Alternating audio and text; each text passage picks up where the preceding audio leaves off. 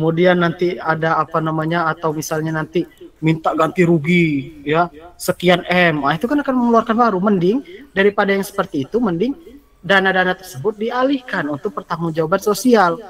Itu ya, melalui apa? Melalui program pemberdayaan masyarakat, melalui corporate sosial apa social responsibility, pertanggungjawaban sosial perusahaan, melalui pengembangan program masyarakat, melalui apa kayak gitu. Lebih baik dikeluarkan itu daripada dikeluarkan di ujung ketika sudah chaos gitu ya. Nah, jadi seperti itu. Ya, jadi makanya sekarang ini perusahaan-perusahaan itu udah banyak nih, ya, udah menjadi apa sih istilahnya ya? Mudah menjadi topik hangat gitu ya di perusahaan ya. Jadi ketika rapat-rapat itu menjadi topik gitu ya, bagaimana pertanggungjawaban sosialnya, bagaimana program pengembangan masyarakatnya, bagaimana program-program yang akan diberikan kepada masyarakat dalam bentuk pertanggungjawaban dari dampak sosial yang mereka timbulkan kayak gitu ya. Nah, menilai dan mengelola risiko sosial ekonomi dari investasi ya, misalnya masalah utamanya ya, masalah utama dari sosial ini adalah menilai dan mengelola risiko sosial ekonomi dari investasi. Misalnya dampak pada kelompok rentan, sumber daya budaya, penggunaan sumber alam lokal oleh masyarakat gitu ya. Ya intinya adalah ya bagaimana kita apa namanya menilai gitu ya, menilai bagaimana dampak dari adanya perusahaan itu terhadap masyarakat, kemudian mengelola risiko sosialnya ya. Nah itu nanti ngobrol sama Ani ya. Ya nanti ngobrol sama Ani bagaimana cara memperoleh menilai gitu ya, menilai apa dampak gitu ya nanti karena itu yang lagi diinin ya. Kemudian menentukan tanggung jawab pemerintah dan perusahaan untuk kegiatan pengembangan sosial dan masyarakat gitu ya. Misalnya terkait dengan air, sanitasi, perawatan kesehatan, pendidikan ini misalnya ya, pembangunan gedung sekolah gitu ya, kemudian apa namanya pengadaan pengajar gitu di desa-desa pelosok tempat adanya usaha atau kegiatan itu, tambang khususnya itu adanya tambang gitu. Jadi gini, misalnya di situ kekurangan guru, perusahaan ini menghadirkan guru gitu ya, jadi perusahaan ini merekrut guru dari luar gitu ya, kemudian mengajar di desa tersebut gitu ya, atau misalnya memanfaatkan program itu apa namanya pengabdian ya, pengabdian baik pengabdian dosen maupun pengabdian dari mahasiswa gitu ya, pengabdian kepada masyarakat atau KKN ya, atau PKL ya biasanya kayak gitu kan. Jadi mereka mengajar ya, memang kalau yang itu sistemnya dia tidak apa sih istilahnya, tidak jangka panjang gitu ya, paling dia pengabdian paling cuman beberapa hari gitu kan. Kalau KKN gitu ya, PKL paling cuma sebulan 2 bulan kayak gitu kan. Nah namun ada yang lebih panjang, yaitu dengan merekrut guru misalnya ya, guru direkrut oleh perusahaan untuk mengajar di wilayah tersebut gitu. Itu bagian dari bagaimana pertanggungjawaban di bidang pendidikan. Nah itu nanti menentukan, masalahnya adalah menentukan yang mana sih yang merupakan tanggung jawab dari pemerintah, yang mana jadi merupakan tanggung jawab perusahaan. Kenapa?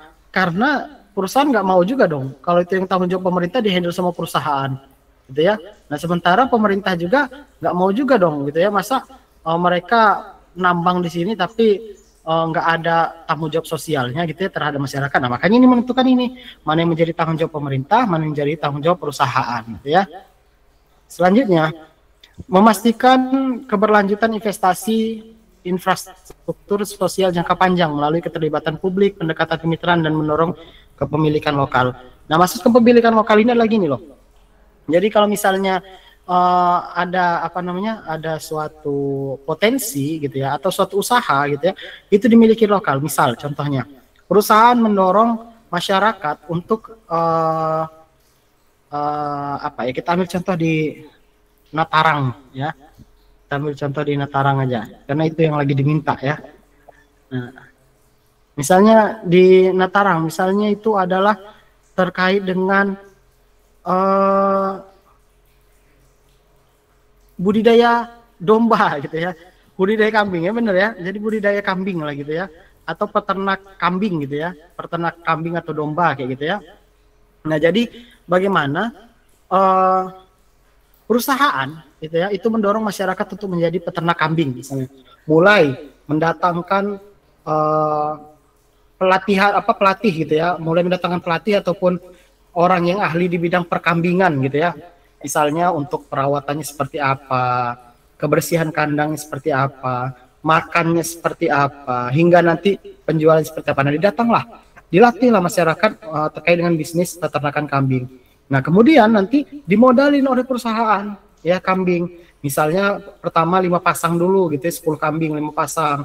Nanti kan beranak pinak tuh ya, beranak pinak dan seterusnya. Akhirnya nanti jadi 10 pasang, jadi nanti 20 pasang. Enggak, akhirnya peternakannya jadi besar. Nah, itu nanti ya kepemilikannya itu dikembalikan kepada masyarakat gitu ya. Jadi perusahaan dia membantu melalui apa? Melalui program, melalui pendanaan gitu ya, melalui pelatihan-pelatihan, workshop kayak gitu ya. Nanti kepemilikannya dibalikin ke masyarakat, atau bisa juga ya itu kepemilikannya masyarakat, namun keuntungannya bisa juga dibagi dua gitu ya. Kalau memang besar gitu ya, kalau memang besar banget gitu ya, peternakannya dibagi dua, itu bisa seperti itu ya. Bagi untung lah gitu ya, bagi untung, bagi hasil gitu ya. Jadi berapa persen untuk perusahaan, berapa persen untuk masyarakat misalnya gitu. Ada yang seperti itu. Ada juga yang langsung diserahkan ke masyarakat. Untungnya 100%, hasilnya 100% itu untuk masyarakat gitu ya. Nah, jadi masyarakat mengelola apakah nanti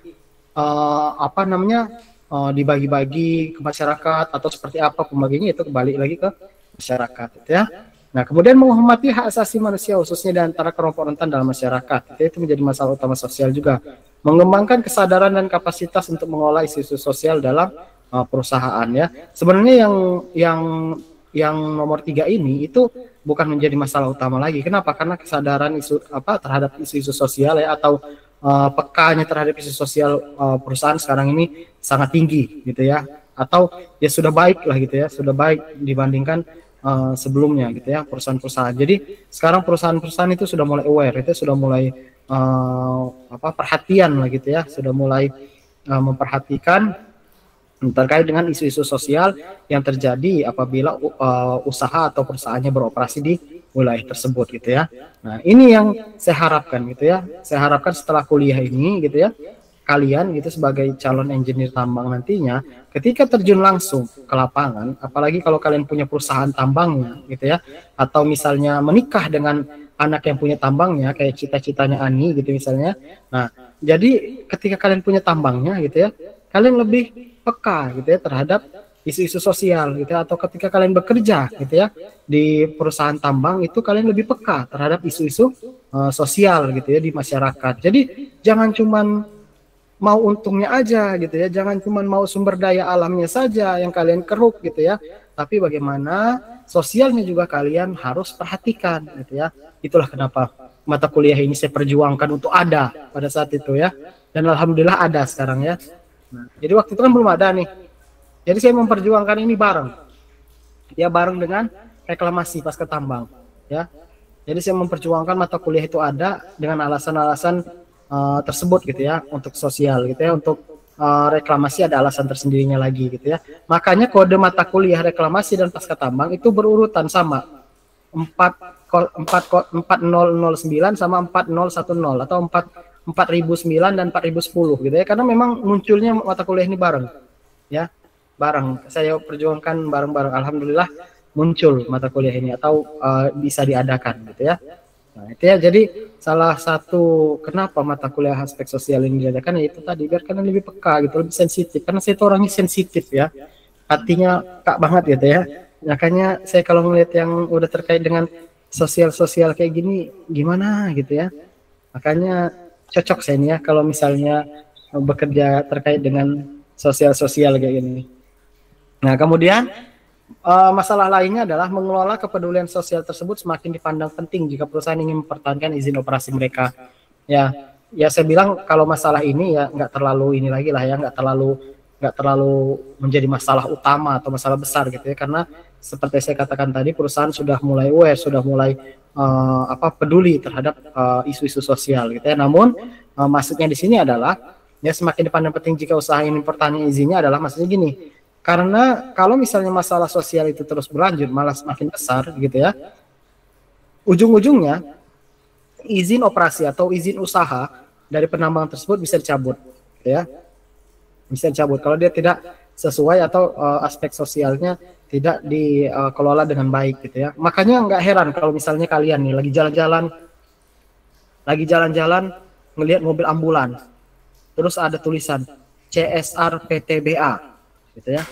Atau kalian lagi jalan-jalan di perusahaan sekitar perusahaan PTBA, terus melihat toko, gitu ya. Terus ada tulisan atas bantuan PT PTBA misalnya ya, Bukit Asam gitu ya. Ini tidak usah heran, itu bagian ya, bagian. Tapi itu kalau dulu kayak gitu ya, rata-rata dulu kayak gitu. Rata-rata adalah bagaimana CSR-nya atau pertanggungjawaban sosialnya itu ngasih berupa dana gitu ya, bantuan selesai, atau ngasih kayak mobil sampah gitu ya, pengangkut sampah, mobil ambulan gitu ya, ngasih kayak gitu, atau misalnya ngasih apa gitu ya. Nah, tapi kalau sekarang ya, karena sudah semakin berkembangnya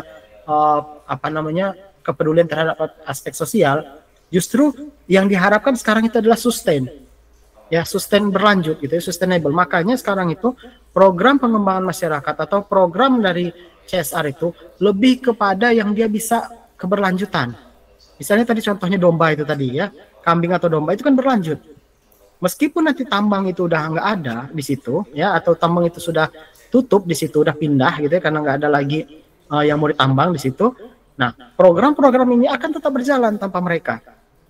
Ya, peternakan kambing akan tetap berjalan gitu ya, atau misalnya masyarakatnya yang kerajinan tadi tetap berjalan gitu ya. Nah, jadi itu yang dimaksud dengan sustain ya, keberlanjutan ya.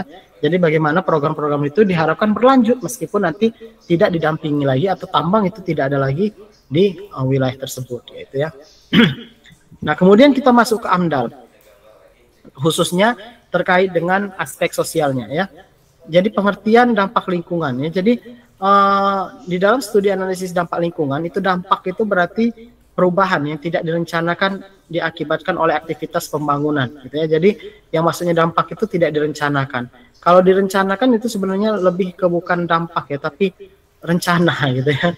Rencana. Misalnya kalian berencana mau melakukan penebangan gitu ya, penebangan hutan karena pengen membersihkan lahan gitu ya. Itu bukan dampak sebenarnya ya. Karena itu direncanakan gitu ya, itu direncanakan kan. Jadi kalau menurut Sumarwoto itu dampak itu lebih ke tidak direncanakan, perubahannya tidak direncanakan ya.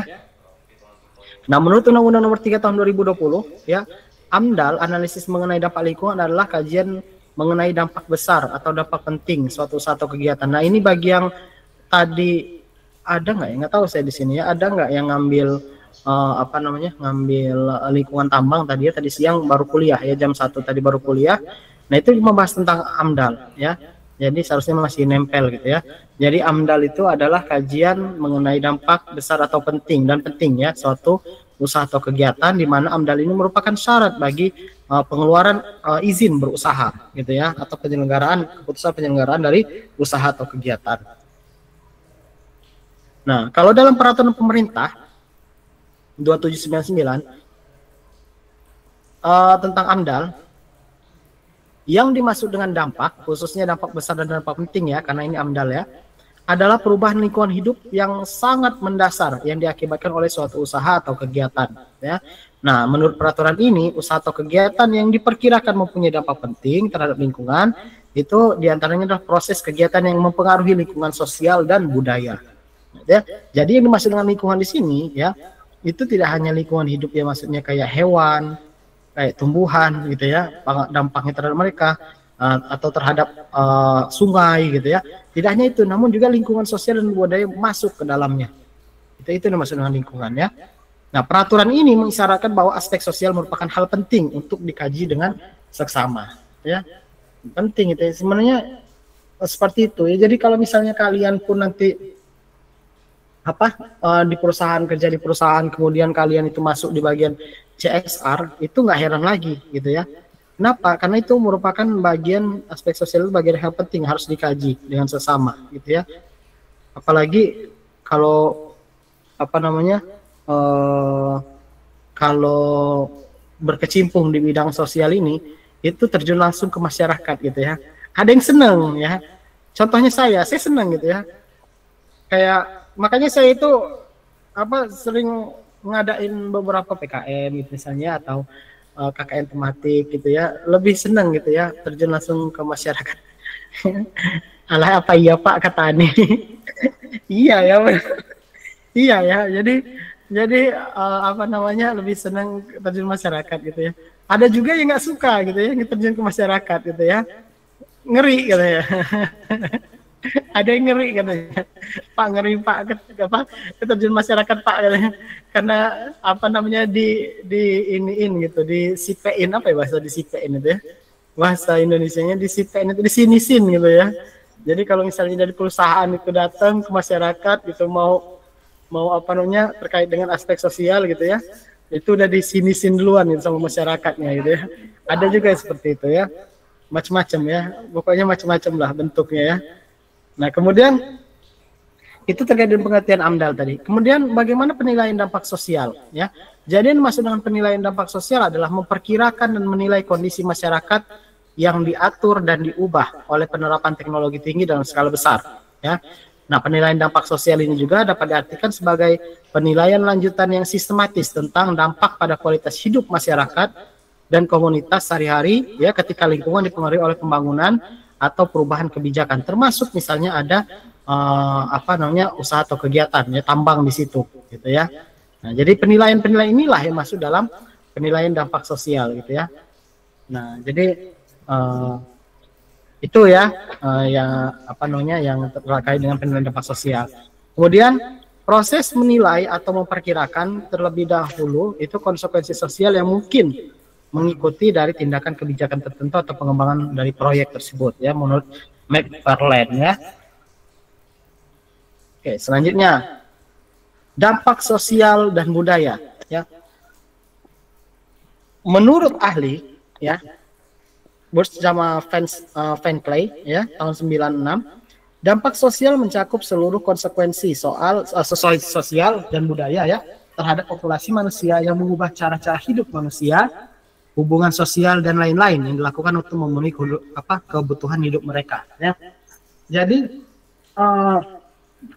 yang dimaksud dampak sosial ini ya, jadi konsekuensinya ya itu bisa dilihat dari sosial dan budayanya ya, mulai dari cara mereka mengubah cara-cara hidup ya. Udah saya pernah berikan contoh ya ketika ada perusahaan tambang misalnya yang tadinya dari bertani jadi bekerja di tambang gitu ya, atau misalnya yang tadinya dari berkebun jadi pendulang emas gitu ya, itu mengubah cara-cara hidup ya, mengubah cara-cara hidup. Atau yang tadinya misalnya berburu di hutan, namun karena hutannya udah nggak ada lagi ya karena adanya tambang, mereka langsung berpikir untuk mencari makan dengan cara yang lain gitu ya. Itu mengubah cara-cara hidup, hubungan sosial gitu ya, dan lain-lain yang yang dilakukan untuk memenuhi kebutuhan hidup mereka.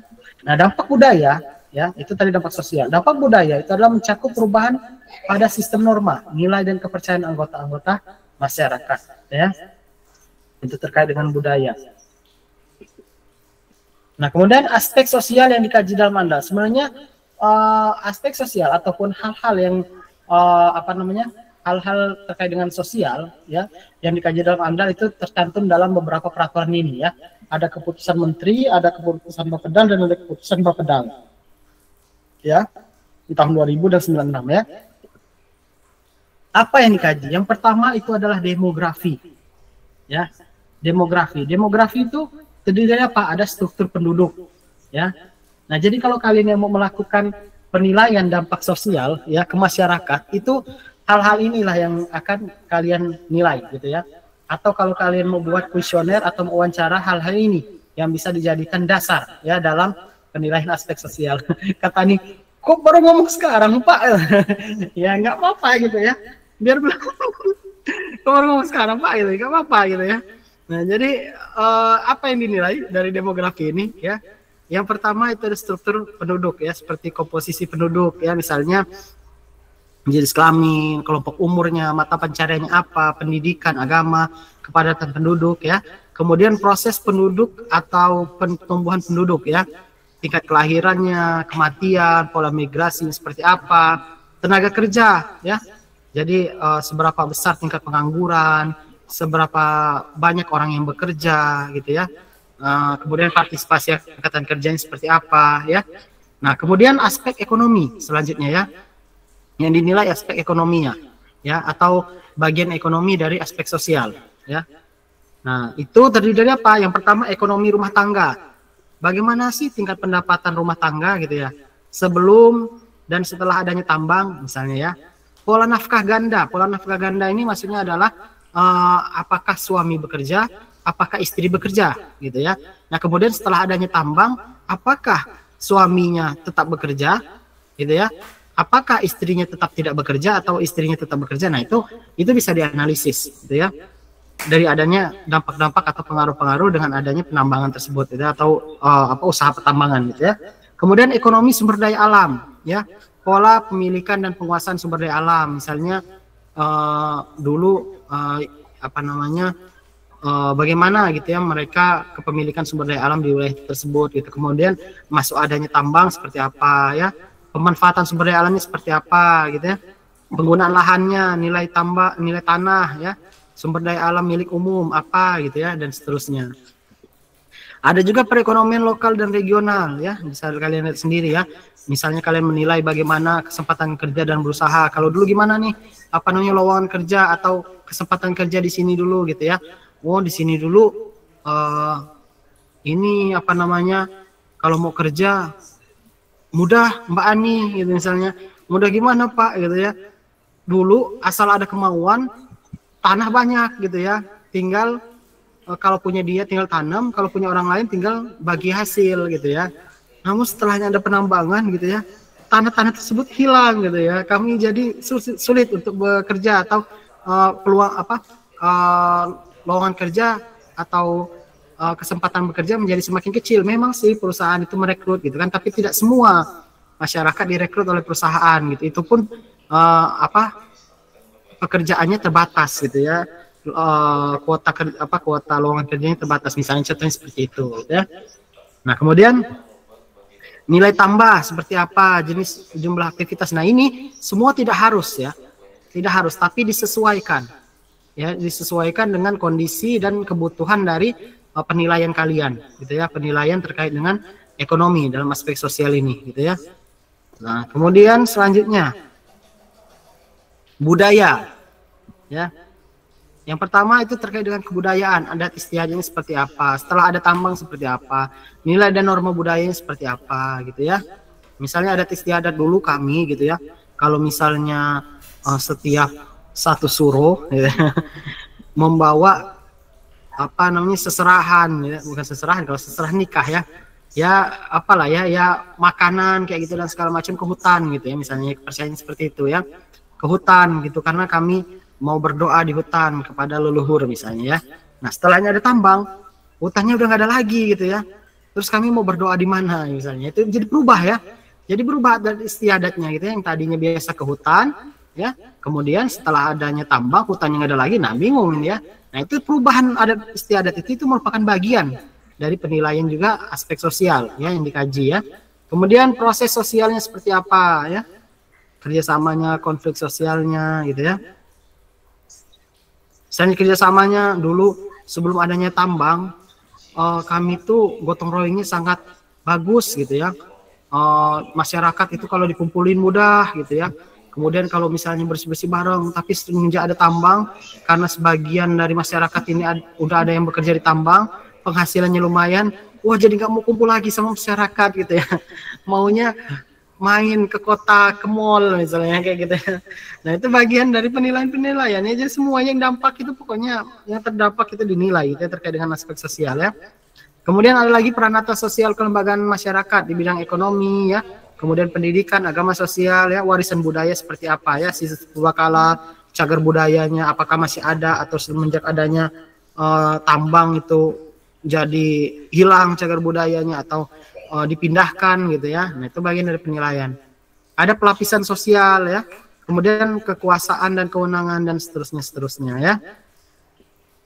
Sikap dan perspektif ya masyarakat dalam terhadap rencana usaha. Nah, jadi ini bagian dari penilaian gitu ya. Ditanyain bagaimana gitu ya, apakah Anda menerima adanya penambangan, nah gitu ya. Kemudian menurut pandangan Anda dengan adanya perusahaan tambang itu seperti apa sih gitu, atau menurut pandangan Anda tambang itu bagaimana sih dampaknya terhadap masyarakat gitu ya. Itu persepsi ya, persepsi gitu ya. Kemudian adaptasi ekologisnya seperti apa. Oke, sampai sini ada yang ditanyakan? Tidak ada? Tidak ada ya? Nah, kalau tidak ada kita lanjutkan gitu ya. Jadi kalau kalian ya, buat kalian yang apa namanya, yang tertarik gitu ya, mau terkait dengan aspek sosial gitu ya, bisa gitu ya, bisa nanti apa namanya, bisa nemui saya gitu ya. Misalnya ada yang mau TA gitu ya, terkait dengan aspek sosial gitu ya, bisa. Nanti saya kasih ya. Saya punya beberapa desa yang dia ada dampak sosialnya gitu ya. Bapak ini Pak gitu, apa hubungan baik ya dengan desa-desa bermasalah? Bukan bermasalah ya, bukan bermasalah, tapi lebih ke terkena dampak gitu ya. Terkena dampak dengan adanya penambangan gitu ya. Oke, kalau tidak ada kita lanjutkan ya. Namun sebelum saya lanjutkan, kita absen ya, minggu kelima ya, silakan ya, di absen dulu ya, sambil yang mau ngeteh dulu nggak apa-apa ya, silakan di scan. Nanti kalian kalau udah lulus gabung ya ke Perhapi ya, gabung ke Perhapi. Masa ini apa namanya, masa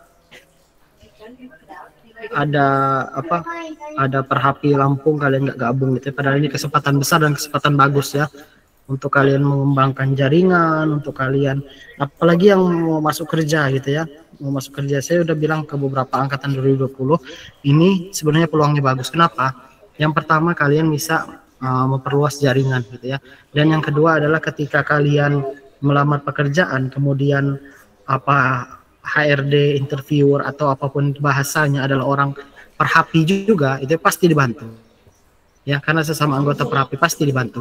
Terus yang ketiga itu bisa meningkatkan value ya, meningkatkan apa namanya, set value kalian, nilai diri kalian gitu ya, dimana ketika kalian memasukkan itu dalam CV kalian ya, oh kalian anggota Perhapi gitu ya, artinya kalian memang expert di bidang itu. Karena dari pengertian aja Perhapi itu kan Perhimpunan Ahli Pertambangan Indonesia, artinya kalian ketika sudah masuk Perhapi itu dianggap sebagai expert gitu ya, sebagai ahli lah gitu ya, dan banyak lagi keuntungan-keuntungan lainnya ya dalam waktu dekat. Nah, mana El Nando?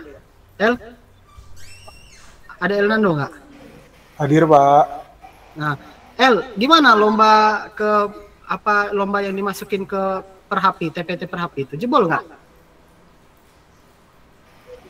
Sampai saat ini kayaknya kita belum lolos Pak, belum jebol Pak. Udah ada pengumumannya?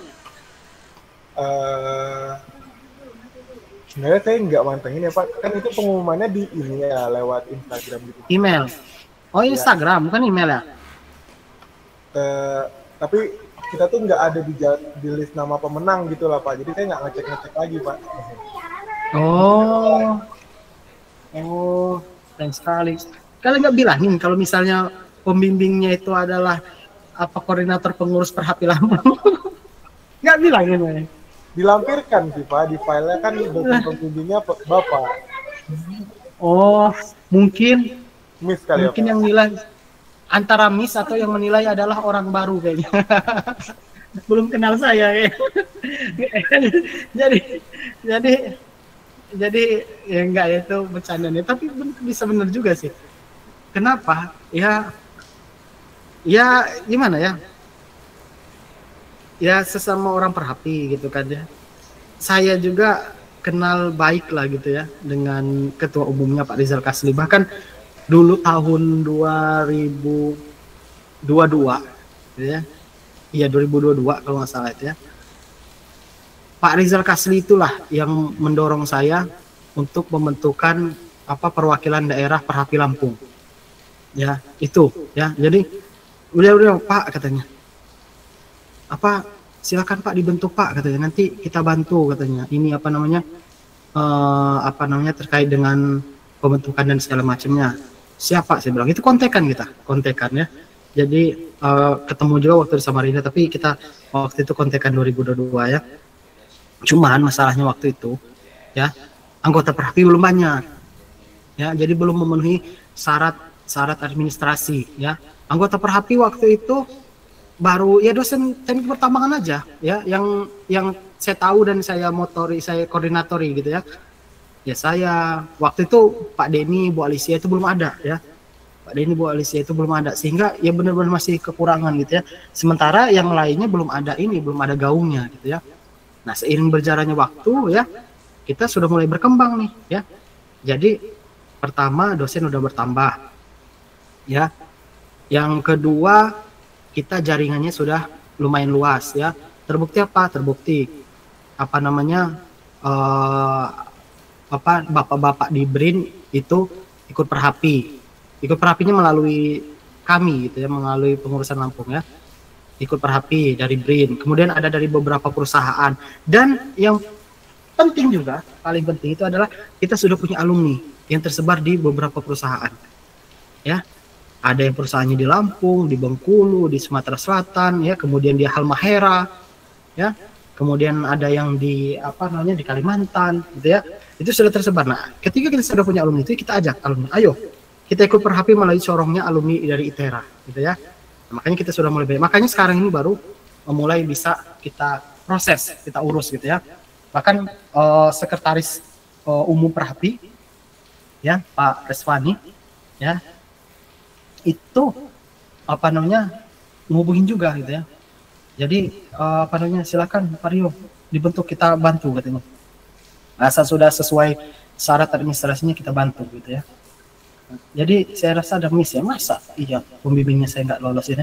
Saya aja masukin 2 paper, lolos dua-duanya. Jadi satunya itu tentang penilaian keberhasilan reklamasi, satunya itu terkait dengan air asam tambang ya. Air asam tambang itu saya masukin gitu ya. 2. Enggak ya, tapi kalau itu enggak ya, enggak bawa nama-nama koordinator PD Perhapi Lampung, enggak ya, itu murni ya. Itu enggak ada intervensi ya, enggak ada intervensi. Maka dia ketemu tuh sama interviewernya, ada namanya Pak Edi Jamal, itu beliau itu Kaprodi Teknik Pertambangan Trisakti, Universitas Trisakti.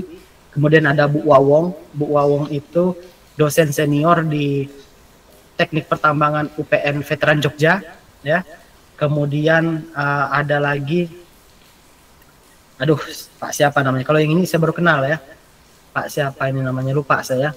Jadi beliau ini di perusahaan ya, salah satu perusahaan Kalimantan gitu ya, di Kalimantan perusahaan tambang gitu ya. Nah, beliau inilah yang menjadi interviewer untuk lingkungan gitu ya, untuk paper-paper ataupun penelitian yang diajukan terkait dengan lingkungan. Itu ketemu saya tuh waktu itu kemarinnya di Jogja ya, waktu acara di Jogja. Saya enggak intervensi, Pak jebolin dong ini saya paper saya, enggak ya. Malah saya enggak ngebahas awalnya ya, enggak ngebahas, malah Pak Edi ini yang bilang kan ya, Kaprodi Universitas Trisakti ya, teknik pertambangan ya, teknik pertambangan Universitas Trisakti ya, ditanya, Pak Rio nggak masukin ini, katanya nggak masukin paper untuk ini, untuk TPT Perhapi nanti. Saya bilang masukin, saya bilang kan, cuman gitu aja ya, nggak saya bilang lainnya. Jadi kebetulan Pak Edi ini waktu beliau S3 itu bareng sama saya S2. Jadi Pak Edi ini salah satu topiknya itu saya yang ngerjain, itu topik disertasinya. Jadi kan banyak gitu ya. Nah, saya bagian dari analisis curah hujan. Ya, analisis curah hujan itu saya yang ngerjain. Yang saya jadiin tesis itu ngebantuin disertasinya beliau gitu ya. Jadi seperti itu ya. Jadi nanti juga kalau kalian S2 ya, khususnya kalau kalian udah dosen gitu ya. Bukan dosen, maksudnya kalau S3 lah ya. Kalau S3 gitu kan kalian udah dosen misalnya, mau lanjut S3 gitu ya. Nah, kalian itu bisa membagi ya topik-topik dari disertasi kalian itu ke mahasiswa-mahasiswa kalian. Itu nanti akan menunjang dari hasil ya, dari penelitian kalian, penelitian besar. Jadi ada penelitian besar gitu ya, penelitian besar. Kemudian ini contohnya saya lakukan ke Mario, ya Mario 2020, Nadila sama Dina 2020, ya saya bentuk tim, masing-masing kamu tentang ini, kamu tentang ini, kamu tentang ini, di ujungnya nanti disatukan, gitu ya. Tapi itu bukan untuk disertasi saya, bukan, itu cuma untuk penelitian biasa aja ya. Atau kayak Cindy Angelita 2020 sama Rizky Arbi 2020 ya, itu udah tinggal nunggu sudah semua ya mereka berlima itu. Nah itu jadi sebagi ya, kamu Cindy tentang ini, Arbi tentang ini, nanti endingnya disatukan penelitian itu secara penelitian besarnya seperti apa gitu ya. Sayang sekali nggak lolos ya, padahal saya mau ngajak jalan-jalan ke Jakarta ya kalau lolos tadinya. Ya nggak apa-apa ya, nanti kalau misalnya di tahun depan tapi kan kemungkinan kalian udah lulus ya 2021 ya, nggak apa-apa lah, nanti ini kalau ada 2022 ya, di tahun depan itu kan nanti ada TPT lagi gitu ya. Nah, nanti jual nama saya jual nama saya gitu ya, ini bimbingannya Pak Rio Pak gitu, kasih nomor anggota saya bila perlu ya. Di bawahnya itu tuh pembimbing M Akbari dan Nasla gitu ya, kemudian di bawahnya nomor anggota per HP, jangan pakai NIM ya. jangan pakai NIP ya, sorry, jangan pakai NIP gitu, pakai nomor anggota per HP gitu ya, biar kelihatan gitu ya anggota per HP-nya. Oke, selanjutnya ya, nggak, itu bercanda aja itu ya, tapi kalau serius juga nggak apa-apa ya. Ya, kenapa nih Pak, mau nanya dikit. ya, banyak juga nggak apa-apa. Kan tadi kan kalau nggak salah kan yang acuannya itu kan kalau misalnya bikin PPM itu kan dari AMDAL ya Pak? Kalau bikin apa? Bikin ini apa rencana program PPM? Oh bukan, ya tapi terusin aja nggak apa-apa. Nanti saya jelaskan. Ya, tapi kan kalau misalnya, ya kan kalau sesuai Kepmen SDM yang 1824 itu kan dia ada 8 program utama tuh Pak. Nah, 8 program utama itu kan termasuk dari yang 17 apa sih namanya? 17 Sustainable Development Goals itu kan Pak. Ya, ya. Nah, jadi mending itu ngacunya itu yang Kepmen SDM ini apa nanti yang setelah dari AMDAL itu Pak? Oke, ya baik. Jadi sebenarnya gini, jadi sebenarnya seharusnya AMDAL ini yang mengacu pada peraturan, seharusnya, ya. Jadi AMDAL ini mengacu pada peraturan. Ketika dia menganalisis mengenai dampak lingkungan terkait dengan sosial, kemudian dia menyusun program pemberdayaan masyarakat. Nah, susunan programnya itu harus mengacu pada aturan, khususnya terkait dengan sustainable development tadi, ya, atau sustainable development goals tadi ya. Nah, kalau misalnya, tapi ini beda ya nih ya, yang isinya di AMDAL-nya sama di Kepmennya. Beda sih enggak Pak, cuman kayak isinya itu kayak agak bertolak belakang, nggak bertolak belakang sih, cuman kayak beda gitu loh Pak. Kan kalau misalnya yang program utama PPM itu kan ada 8 tuh Pak, yang pendidikan, infrastruktur penunjang PPM dan lain-lain. Cuman kan tadi pas saya agak baca dikit yang di bagian AMDAL itu dia ada tambahan-tambahannya gitu, kayak misalnya harus, kan tadi kan Bapak bilang kan kalau bisa tuh PPM itu kan yang berkelanjutan. Cuman kalau misalnya yang di AMDAL itu yang penting itu kayak yang penting tuh ada dan berjalan gitu Pak. Mau dia nanti berhenti atau enggak itu kayak istilahnya tuh bahasa kasarnya terserah lah gitu. Yang penting itu udah ada dan dijalankan gitu. Sedangkan kan kalau PPM tuh meskipun itu kan harus tetap berjalan tuh Pak, meskipun nanti perusahaannya udah berhenti atau udah main out atau ntar udah tutup gitu kan harus tetap berjalan tuh PPM, karena kan dia mengacunya pada Permen SDM juga kan yang nomor 25 itu. Iya betul. Kalau kasusnya kayak gitu, kamu lebih milih mengacunya pada AMDAL-nya aja. Kenapa mengacunya pada AMDAL? Karena sebelumnya AMDAL ini kan udah dilakukan penilaian. Nanti kan keluar rekomendasi kelayakan lingkungan hidup namanya ya. Nah, artinya AMDAL ini sudah dinyatakan layak. Sehingga kalau kamu mengacu pada AMDAL ini, gitu ya, kamu udah punya payung, ya, bahwasanya AMDAL-nya aja kayak gini, kayak gitu ya, dan AMDAL ini sudah disetujui loh, kayak gitu. Tapi kalau kamu mengacu pada Kepmen, apalagi kalau dia bertolak belakang dengan AMDAL atau tidak sesuai dengan AMDAL, nah itu akan menjadi masalah baru nantinya. Gitu. Kalau saran saya lebih baik kamu mengacu pada AMDAL. Sebenarnya seharusnya di awal AMDAL itu sudah mengacu pada Kepmen ataupun peraturan-peraturan lainnya terkait dengan PPM ataupun program yang sustain gitu ya, yang keberlanjutan kayak gitu ya. Tapi kalau sudah terlanjur, AMDAL-nya sudah sudah dinilai, kemudian sudah keluar kelayakan lingkungan hidup ya, Nah, artinya nanti kamu mengacu pada AMDAL itu aja, ya. Karena sejatinya di AMDAL itu kan menjadi payung gitu nanti untuk program kamu ketika kamu jalankan gitu. Oke. Gimana nih? Oke Pak, cukup Pak. Cukup ya? Ya mengacu pada AMDAL aja kalau kayak gitu. Ya jadi karena ya itu tadi ya AMDAL itu kan sudah dilakukan penilaian, kecuali AMDAL ini belum dilakukan penilaian, maksudnya masih penyusunan ya. Nah itu lebih baik langsung mengacu pada Kepmen gitu ya. Tapi kalau memang AMDAL-nya ini sudah dinilai dan sudah dinyatakan layak lingkungan hidup, maka lebih baik mengacu pada AMDAL. Itu yang bisa menjadi payung hukum ya, bukan payung hukum sih, jadi menjadi payung gitu ya. Menjadi payung ketika kenapa seperti ini kok tidak sustainable, ya kita mengacu pada AMDAL gitu ya. AMDAL ini sudah dibuat dan sudah dinilai sebelumnya gitu ya. Bagusnya sih yang berlanjut gitu ya. Makanya saya harapkan kalian nanti kalau misalnya bekerja ya terkait dengan ini gitu ya, apalagi ketika kalian nyusun AMDAL itu harus benar-benar perhatikan, dia harus sustain ya. Karena kita itu nggak pengen ini loh, nggak pengen cuman ngasih program ataupun ngasih bantuan gitu ya, tapi dia nggak sustain ya. Ketika nanti tambang itu selesai, tambang itu tutup, tambang itu pergi, angkat kaki dari wilayah tersebut, ya udah selesai gitu ya, nggak ada keberlanjutan, yang ada meninggalkan dampak sosial yang tidak terselesaikan. Contoh misalnya, bagian dari CSR-nya adalah dengan pemberian pemberian paket sembako ya, pemberian paket sembako ya. Menurut saya kalau dari kategori bagusnya ya bagus gitu ya, itu bagian dari aksi sosial gitu ya. Cuman kalau dari sistem keberlanjutannya itu kurang bagus. Kenapa? Paket sembako paling seminggu selesai ya, seminggu habis. Itu pun kalau yang tahan lama gitu ya. Kalau nggak tahan lama misalnya dikasih misalnya dikasih apa ya kira-kira ya, dikasih kayak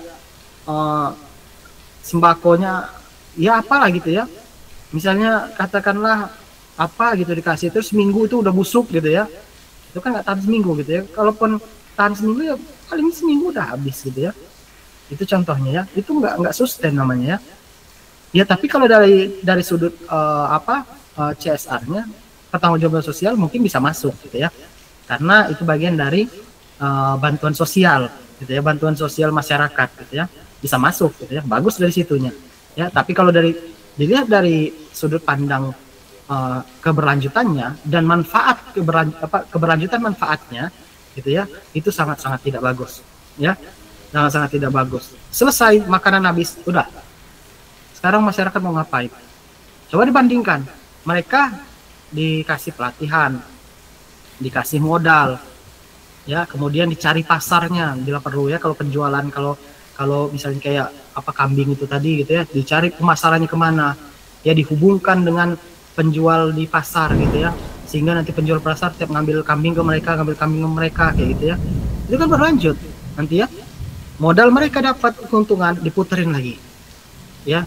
Belum lagi nanti kambing ini beranak pinak, nambah lagi personil kambingnya ya, kemudian diputar lagi keuntungannya, dan seterusnya itu berlanjut ya, berlanjut. Itu yang dimaksud dengan keberlanjutan itu seperti itu.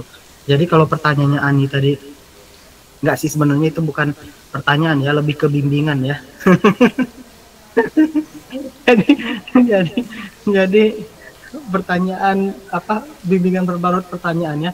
Jadi kalau misalnya seperti itu ya mengacu aja ke AMDAL-nya gitu ya, karena itu yang sudah disahkan gitu ya, atau sudah dinilai gitu ya oleh Komisi Penilai AMDAL ya, kemudian sudah dinyatakan kelayakan lingkungan hidup ya, maka lebih aman ya, saya berbicara amannya ya, lebih amannya itu mengacu pada AMDAL-nya saja, meskipun mungkin dia tidak sustain gitu ya, tidak sesuai dengan Kepmen gitu ya.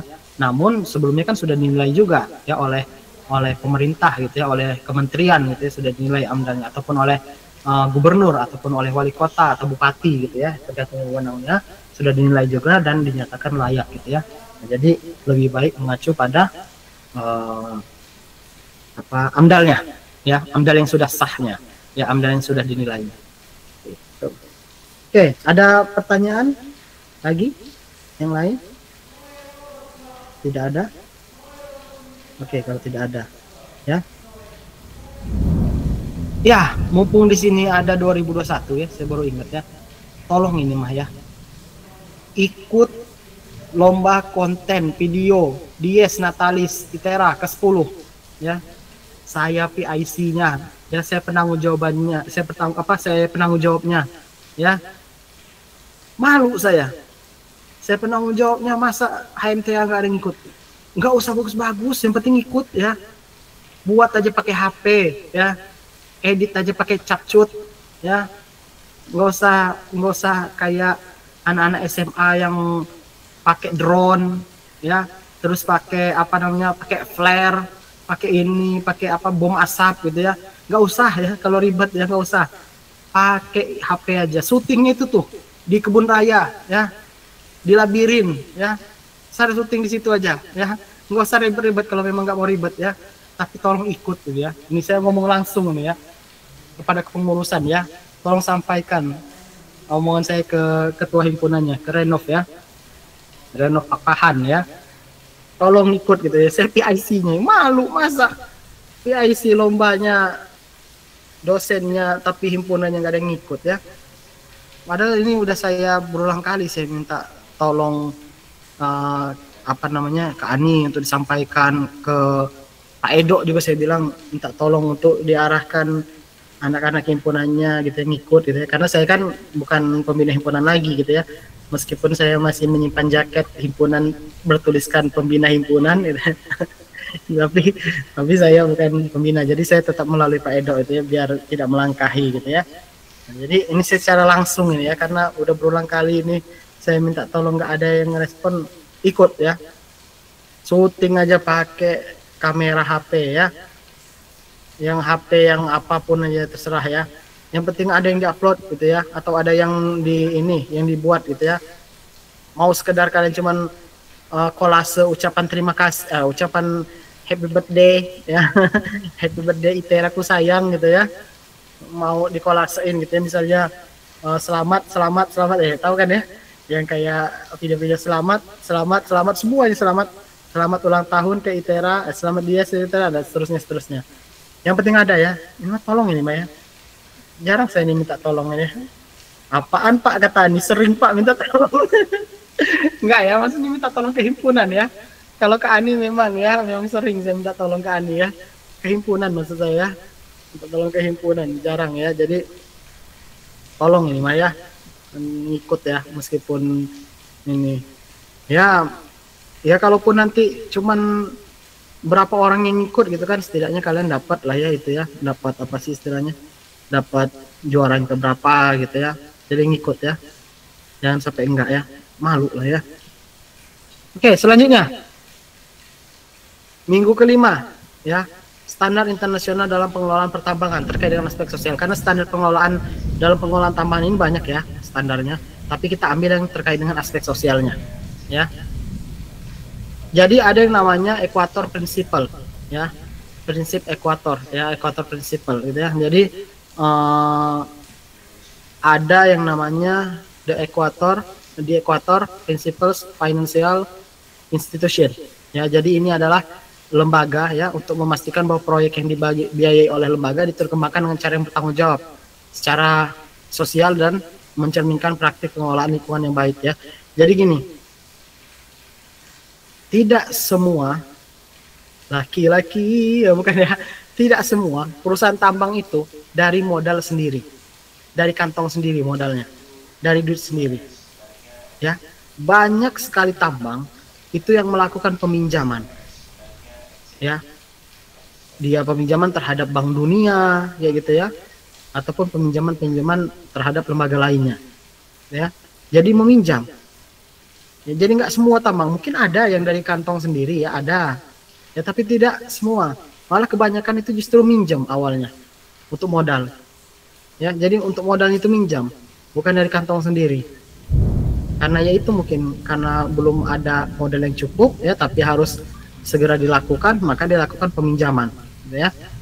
Nah, jadi adanya Equator Principal Financial Institution ini untuk memastikan bahwa proyek yang dibiayai oleh lembaga dikembangkan dengan cara yang bertanggung jawab secara sosial dan mencerminkan praktik pengelolaan lingkungan baik gitu ya.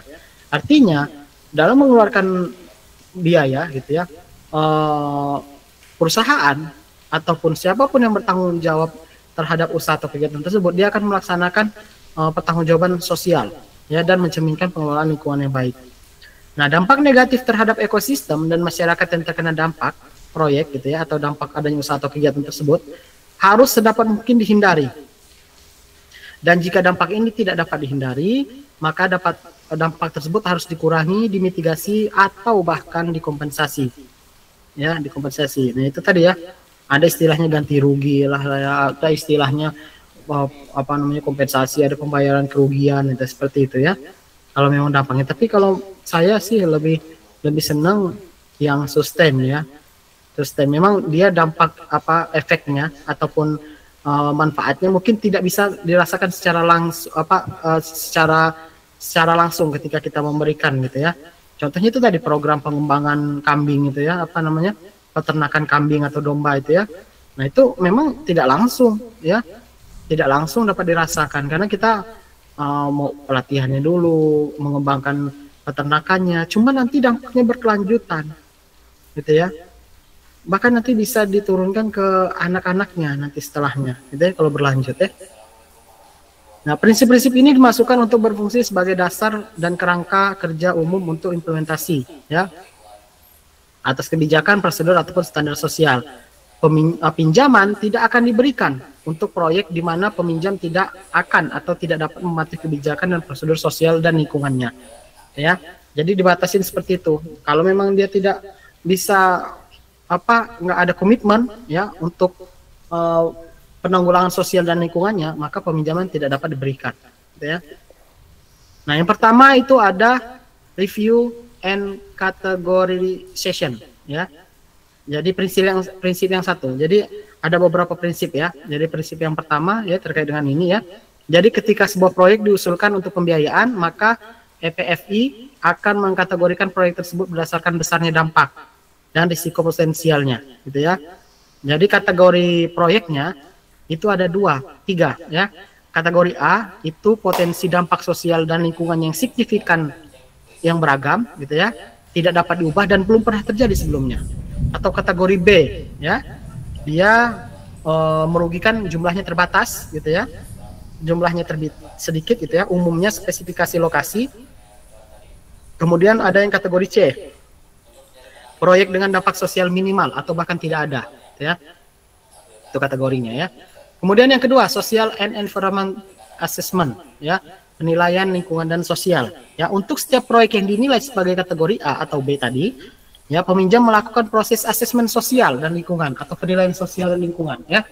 Jadi ya itu terjun langsung ke masyarakat ya, untuk mendapatkan jarang sekali ya kita bisa memperoleh penilaian sosial itu melalui data sekunder. Ada mungkin ya, kayak, tapi nggak semua, paling cuma kayak demografi gitu ya, melalui BPS gitu ya, atau melalui pemerintah ya terkait dengan pekerjaan dan segala macam. Tapi lebih baik itu datanya itu primer, langsung terjun ke lapangan melalui melalui kuesioner, melalui wawancara gitu ya, lapangannya.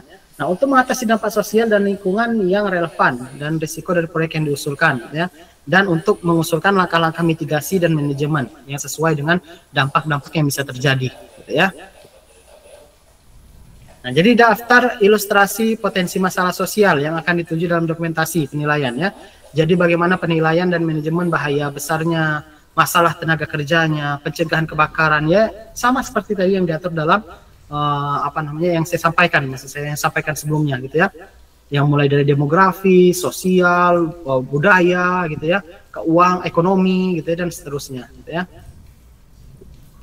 Kemudian ada prinsip yang ketiga, applicable social and environmental standard ya.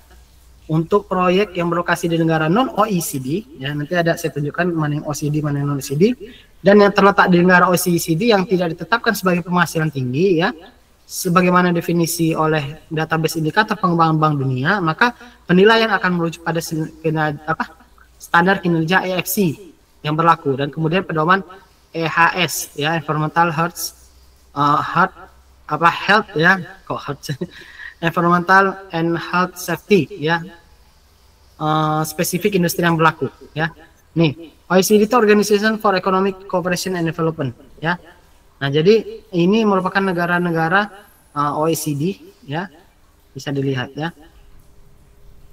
Indonesia enggak, ya. Enggak masuk, ya.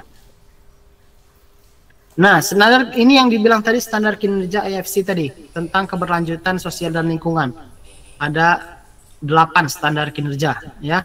Ada sistem penilaian, ketenagakerjaan, pencegahan, ya, kesehatan, pembebasan lahan, konservasi, masyarakat adat, warisan budaya. Ya, sementara pedoman lingkungan kesehatan dan keselamatan, kesehatan dan keselamatan, ya, khusus industri, ya, untuk EHS tadi, ya. Kemudian ada yang keempat, prinsip yang keempat, action plan and management system, ya. Untuk semua proyek kategori A tadi dan kategori B yang berlokasi di negara non OECD, ya, dan yang terletak di negara OECD tapi tidak ditetapkan sebagai penghasilan tinggi, maka peminjam mempersiapkan namanya action plan, ya. Jadi kalau mau minjem, ya, misalnya nih kalian punya tambang, ya, kalian punya tambang, atau kayak Ani tadi, ya, suaminya orang tambang, ya, punya tambang suaminya, anaknya orang tambang, anaknya yang punya tambang, gitu, ya, ya apapun itu, ya. Terus berasal dari negara non OECD kan, Indonesia, ya. Maka ketika dia mau meminjam, ya, meminjam pada Bank Dunia, World Bank, maka harus mempersiapkan namanya action plan, ya, action plan, ya. Nah, action plan ini akan menjelaskan dan memprioritaskan tindakan yang diperlukan untuk langkah-langkah mitigasi, tindakan korektif, dan langkah-langkah pemantauan, ya. Nah, peminjam akan membangun, memelihara, dan membangun sistem manajemen sosial lingkungan yang membahas pengelolaan dampak, risiko, dan tindakan korektif ini, gitu, ya.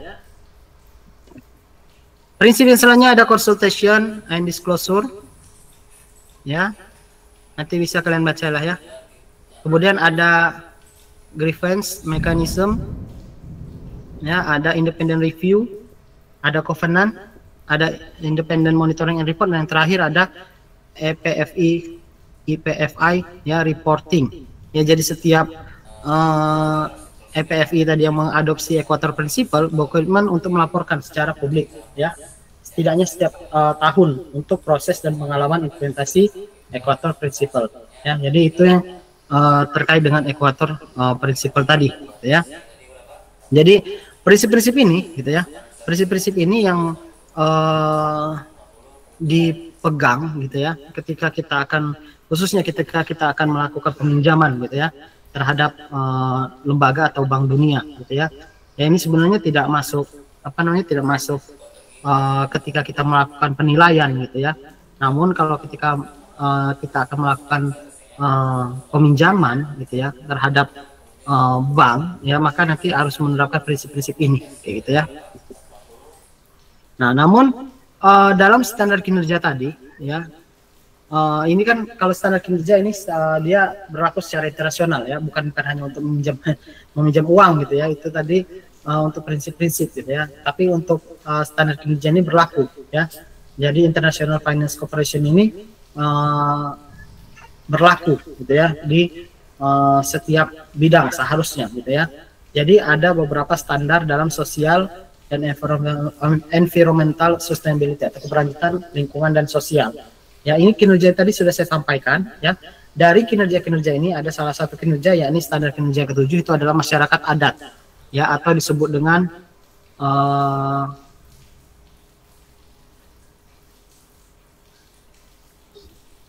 lupa saya bahasa Inggrisnya itu.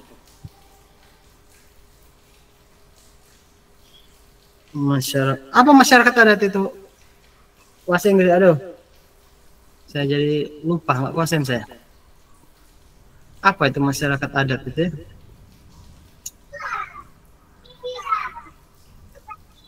indigenous people, ya, indigenous people, masyarakat adat, ya. Itu nanti kita akan bahas secara khusus di pertemuan minggu ke-6, ya, indigenous people, masyarakat adat, ya. Nah, kita akan membahas beberapa standar kinerja ini, ya. Jadi standar kinerja yang satu itu sistem penilaian dan manajemen lingkungan sosial, ya, di mana sistem manajemen menggabungkan elemen-elemen berikut, ya, mulai dari penilaian sosial dan lingkungan, program manajemen, hingga nanti pelaporannya seperti apa, ya. Kemudian ada standar kinerja yang keempat, yang tadi yang kesehatan, keselamatan, dan keamanan masyarakat, ya, PHS tadi, ya. Jadi bagaimana, ya, setiap proyek itu, ya, itu dia harus meminimalkan, ya, atau mengurangi, ya, atau menanggulangi jika dia terjadi, ya, dampak yang timbul, ya, baik itu dari kecelakaan pekerja, peralatan, gitu, ya, kegagalan struktural, ataupun dia membuang bahan berbahaya atau limbah berbahaya, gitu, ya, ke lingkungan, gitu, ya. Nah, jadi seperti itu. Tingkat risiko dan dampak yang dijelaskan dalam standar kinerja ini, ya, itu mungkin lebih besar daripada proyek yang terletak di bidang konflik dan pasca konflik, gitu, ya. Jadi risiko dampaknya ketika negaranya itu negara konflik, ya, atau misalnya pasca konflik, itu lebih besar kemungkinannya, apalagi terkait dengan keamanan masyarakat. Ada pembebasan lahan dan pemukiman kembali yang tidak sengaja.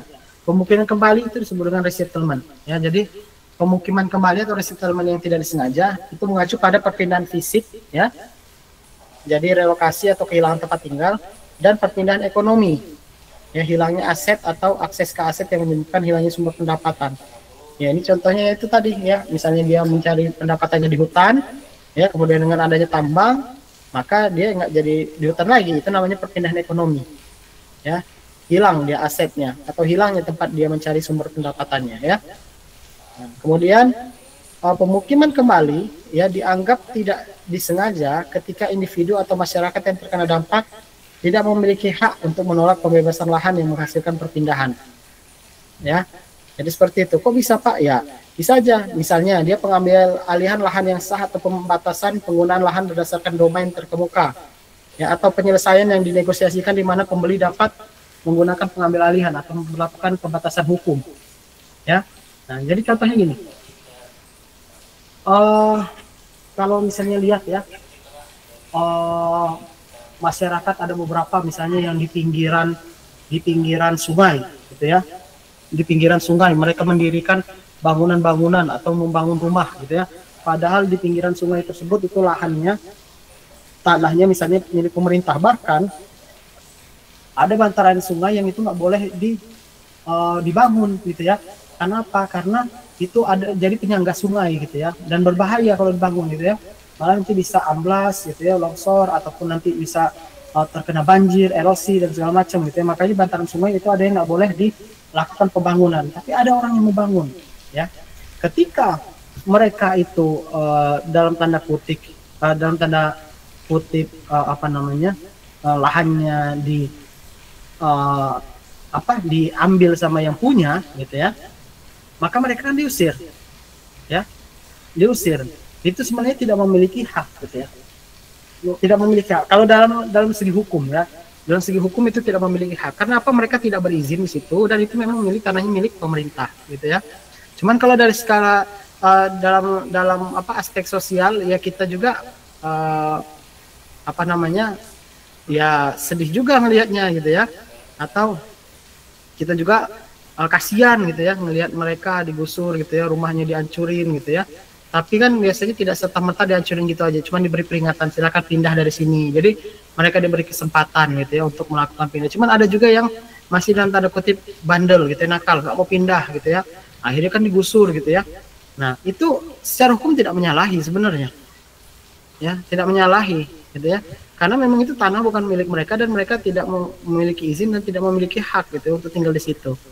Bahkan apalagi kalau udah sampai diberi peringatan, ya, peringatan pertama silakan untuk pindah, peringatan dua silakan untuk pindah, peringatan tiga silakan untuk pindah, nggak pindah-pindah juga, maka digusur paksa, gitu, ya.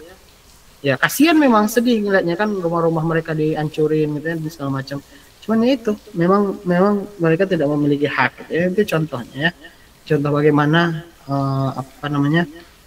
mereka terkena dampak, ya, tapi tidak memiliki hak untuk menolak, gitu ya, untuk menolak pembebasan lahan tersebut, ya. Kemudian selanjutnya standar kinerja yang kelima lagi ya, kecuali dikelola dengan baik, maka pemukiman kembali atau resettlement tadi yang tidak disengaja dapat mengakibatkan kesulitan jangka panjang dan menyebabkan kemiskinan bagi orang-orang yang terkena dampak, gitu ya. Ya memang sih rata-rata kan. Allah Akbar. Nyender di pintu ya. Kira pintunya nutup ya. Nggak apa-apa anak saya nyender di pintu, tapi pintunya nggak nyangkut gitu, nggak nutup, nggak nyantol, jadi nyender pintu dikirain pintunya nutup gitu ya, jadi ngejungkeng ke belakang. Untuk anak saya kuat gitu ya, seperti apanya gitu, manusia kuat ya, jadi ngejungkeng nggak nangis ya. Orang kemarin aja loncat-loncat di kasur, jatuh, kepalanya duluan, terus kena lantai, benjol besar. Itu nangis, tapi nangisnya yang biasa gitu. Nggak nangisin kejer-kejer banget, bilang wah, enggak ya. Nangis biasa aja, nggak lama juga, udahnya selesai. Padahal benjol gede ya. Udahnya itu ya, itu masih dikasih obat ya, benjolnya biar kempes ya. Benjolnya dikasih obat, itu masih itu ya. Udah nggak lama dari itu, loncat-loncat lagi di kasur. Sambil nyanyi-nyanyi ya. Saya bilang nggak kapok apa, saya bilang udah benjol gede sebelah itu masih mau loncat-loncat lagi ya, namanya anak-anak ya, tapi ya itu ya kuat ya. Kemudian karena alasan ini pemukiman kembali yang tidak disengaja atau resettlement yang tidak sengaja itu harus dihindari ya, setidaknya diminimalkan. Namun jika tidak dapat dihindari, maka perlu langkah-langkah yang tepat untuk mengurangi dampak buruk pada orang-orang yang dipindahkan atau komunitas rumah harus direncanakan, gitu ya. Jadi misalnya nih ya, ada orang yang membangun rumah-rumah atau membangun kampung lah gitu ya, di atas tanah yang bukan hak mereka, misalnya tanah milik negara, gitu ya, atau tanah milik perorangan. Suatu hari tanah tersebut akan diusahakan menjadi tambang, ya, maka itu harus dihindari. Untuk mereka kita, kalau bahasa kita gusur ya, kita bebaskan lahannya, kita kosongkan lahannya, dihindari atau setidaknya diminimalkan. Namun kalau tidak bisa dihindari banget gitu ya, maka perlu langkah-langkah yang tepat gitu ya. Ya sebenarnya langkah-langkah yang tepat itu misalnya ya, contohnya menyiapkan mereka pemukiman gitu ya, pemukiman dengan biaya yang lebih murah, yang seperti yang dilakukan oleh orang Jakarta ya. Misalnya mereka menggusur, tapi disiapkanlah rusun dengan biaya yang relatif murah lah gitu ya, dibandingkan yang lain. Nggak gratis-gratis amat biasanya ya, tetap harus bayar, tapi ya murah lah gitu ya, murah banget dibandingkan rusun-rusun lainnya. Nah itu salah satu langkah-langkah yang untuk dilakukan untuk meminimalkan atau mengurangi dampak buruk ya pada orang-orang yang kita pindah paksa itu gitu ya, yang tidak yang kita pindah paksa itu gitu ya. Kemudian ada masyarakat adat atau indigenous people. Nanti di pertemuan minggu ke-6 kita akan membahas secara khusus ya mengenai indigenous people ini ya. Jadi masyarakat adat ini adalah sebagian kelompok sosial dengan identitas yang berbeda dari kelompok-kelompok dominan di masyarakat nasional. Sering termasuk di antara segmen populasi yang terpinggirkan. Contohnya mungkin kalian sudah banyak tahu suku Baduy ya, itu masyarakat adat ya. Kenapa? Karena identitas mereka berbeda dari kelompok dominan masyarakat nasional ya. Kalau masyarakat nasional contohnya misalnya pakaiannya pakaian nasional kayak kita biasa gitu ya, kaos, kemeja dan segala macam. Mereka punya pakaian khusus, dia pakaian adatnya gitu ya. Nah itu menunjukkan bahwasanya itu ada identitas yang berbeda ya. Kemudian mereka misalnya menolak masuknya teknologi, tapi itu bukan identitas ya, identitas itu yang tadi baju. Kemudian misalnya lagi dari agama misalnya ya, dari agama misalnya mereka punya agama sendiri gitu ya, berbeda dengan agama-agama yang dilakui secara nasional ya, bukan agama Islam, Katolik, Protestan, Buddha, Hindu, Konghucu gitu ya. bukan agama itu, tapi mereka punya agama sendiri yang berbeda, gitu ya, yang berbeda dari identitas masyarakat nasional umumnya. Nah, itu juga termasuk masyarakat adat disebutnya ya. Nah, artinya masyarakat adat itu ya seperti itu ya. Namun apakah masyarakat yang beradat itu bukan termasuk dalam masyarakat adat? Belum tentu juga ya. Saya contohnya masyarakat beradat, adat saya adat Lampung gitu ya, suku saya suku Lampung, saya masih tetap memegang adat istiadat gitu ya, kayak misalnya kalau nikah pakai baju ini gitu ya, kalau misalnya musyawarah adat ya saya ngikut seperti ini kayak gitu ya. Saya masyarakat beradat ya, tapi apakah saya masyarakat adat? Enggak ya, karena identitas saya sudah identitas nasional gitu ya, maksudnya tidak berbeda gitu dari kelompok-kelompok dominan masyarakat nasional gitu ya. Jadi masyarakat adat itu pasti masyarakat beradat belum tentu masyarakat adat gitu ya. Nah, kemudian status ekonomi, sosial dan hukum mereka sering membatasi kapasitas mereka untuk mempertahankan kepentingan ya terkait dengan tanah dan sumber daya alam ya. Jadi karena mereka masyarakat yang rentan, terpinggirkan ya, kemudian mereka juga nggak ngerti tentang hukum ya, seringkali mereka sulit untuk mempertahankan kepentingan mereka gitu ya.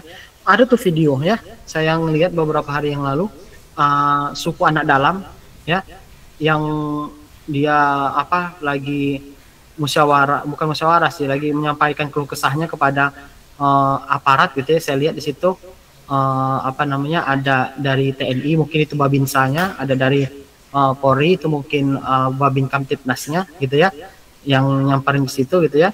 Nah, kemudian dia menyampaikanlah keluh kesah gitu ya. Nah, memang rentan mereka itu suku anak dalam itu ya termasuk masyarakat adat gitu ya, rentan gitu ya. Jadi karena keterbatasan status ekonomi, sosial dan hukum mereka gitu ya, maka mereka itu seringkali sulit untuk mempertahankan kepentingan. Nah, itu kemarin bagus itu videonya, dia speak up gitu ya. Dia langsung mengutarakan gitu ya pendapatnya mengenai, kalau nggak salah itu mengenai perambahan hutan, kalau nggak salah ya, penebangan hutan ya. Nah, jadi seperti itu ya. Enggak semua masyarakat adat itu bisa seperti itu gitu ya. Karena itu tadi keterbatasan itu tadi ya. Mereka sangat rentan jika tanah dan sumber dayanya diubah gitu ya. Kemudian bahasa, budaya, agama, keyakinan spiritual dan institusi mereka juga mungkin berada di bawah ancaman. Nah, karakteristik ini ya memaparkan masyarakat adat terhadap berbagai jenis risiko dan keparahan dampak ya, termasuk hilangnya identitas ya. Contohnya bagaimana hilangnya identitas. Misalnya di suatu wilayah itu ada masyarakat adat ya, kemudian karena karena di sana lahannya dibuka dan segala macam gitu ya, adanya tambang misalnya ya, sehingga mereka menjadi terpinggirkan hingga akhirnya nggak kedengar lagi suaranya ya, nggak kedengeran lagi suaranya. Misalnya suku A gitu ya, masyarakat adat suku A itu kok nggak ada lagi gitu ya suaranya dalam artian nggak kedengeran lagi kalau mereka itu ada gitu ya. Jadinya mereka hilang ya, udah nggak ada lagi gitu ya, suku itu gitu ya. Atau misalnya nggak ada lagi suku itu masih ada tapi bukan disebut masyarakat adat lagi gitu ya, misalnya sudah berbaur, nah, hilang identitas mereka. Kemudian suatu hari misalnya ada pemburu lagi berburu gitu ya, terus tiba-tiba ketemu suku tersebut gitu ya, salah satunya, wah itu kan heboh langsung kan, itu yang masyarakat adat yang dinyatakan telah lama hilang ada lagi gitu ya. Itu sering sekali terjadi gitu ya. Kemudian hilangnya budaya, mata pencarian yang berbasis sumber daya alam ya, serta paparan kemiskinan dan penyakit ya. Standar kinerja 8 warisan budaya ya. Jadi standar kinerja 8 ini mengakui pentingnya warisan budaya untuk generasi saat ini dan masa depan ya. Kemudian konsisten dengan konvensi ya mengenai perlindungan warisan budaya ya. Kemudian persyaratan standar kinerja ini tentang penggunaan warisan budaya proyek ya, sebagian didasarkan pada standar yang ditetapkan oleh Konvensi Keanekaragaman Hayati ya, itu terkait dengan standar kinerja ke-8 ini gitu ya. Baik, sampai di sini ada yang tanyakan? Tidak ada ya. Mungkin kalau misalnya tambangnya itu masih dekat-dekat kota gitu, kita nggak terlalu nemuin ya yang namanya indigenous people. Tapi kalau misalnya nanti tambang itu sudah di pedalaman banget gitu ya, di tengah-tengah hutan gitu ya, nah itu pasti nanti akan ketemu yang namanya indigenous people ya, masyarakat adat. Apalagi kita Indonesia ini kan beraneka ragam ya, adat istiadatnya ya, suku, budaya ya, pasti nanti ketemu yang seperti itu ya. Baik. Oke. Karena tidak ada pertanyaan lagi ya, dan sudah sore juga ya, mungkin kita cukupkan sampai di sini pertemuan kita pada hari ini ya. Terima kasih atas perhatian dan kehadirannya. Saya akhiri. Assalamualaikum warahmatullahi wabarakatuh. Selamat sore semuanya. Selamat sore Pak, terima kasih Pak. Terima kasih semuanya. Terima kasih Pak. Ya, terima kasih semuanya.